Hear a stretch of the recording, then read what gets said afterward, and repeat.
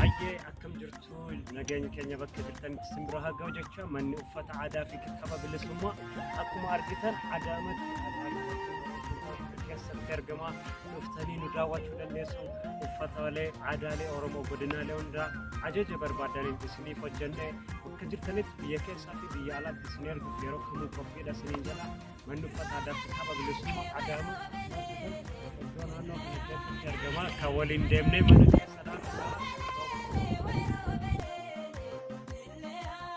hayyee kunoo mana uffata aadaa fi kitaaba bilisummaa bira geenyee jirra nu hordofaa.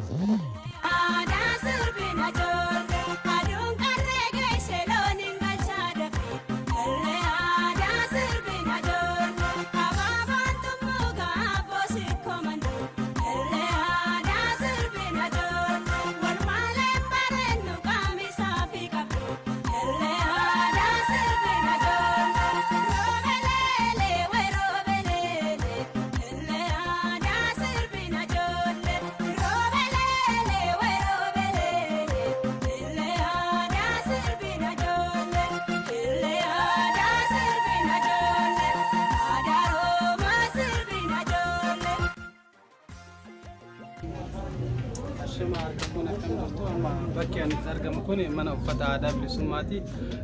Manni uffata aadaa bilisummaa uffatoota adda addaa fi faayota adda addaa qabatee dhufa. Uffatoota addaa kan godinaalee adda addaa bifa addaatiin diizaayinii jijjiireffamee jira.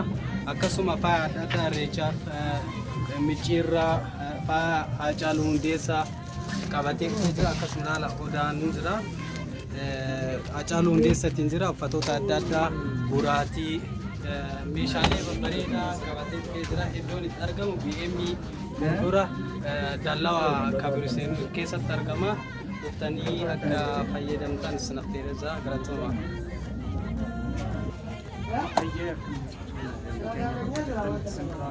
manni uffata aadaa fi kitaaba bilisummaa Adaamaa qophii bara haaraatii fi qophii irreechaatiif ammarraa hojii eegalee jira.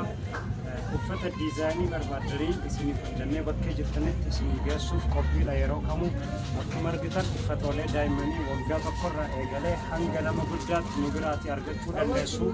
Kan isinirraa eegamu nu ajajuu qofa.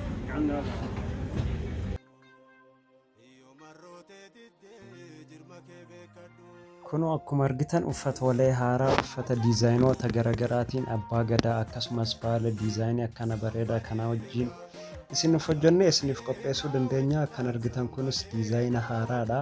Inni kunillee haaraadha. Kan daa'immaniiti inni kun. Kunoo haala isin barbaadaniin isin hojjechuu dandeenya.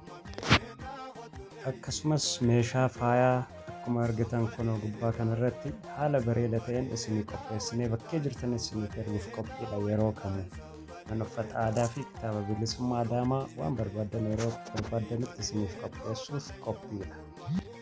Faaya kanneen kunoo akkuma argitanii suuraa Haacaaluu keessatti odaa kunoo akkanatti argitan kanatti.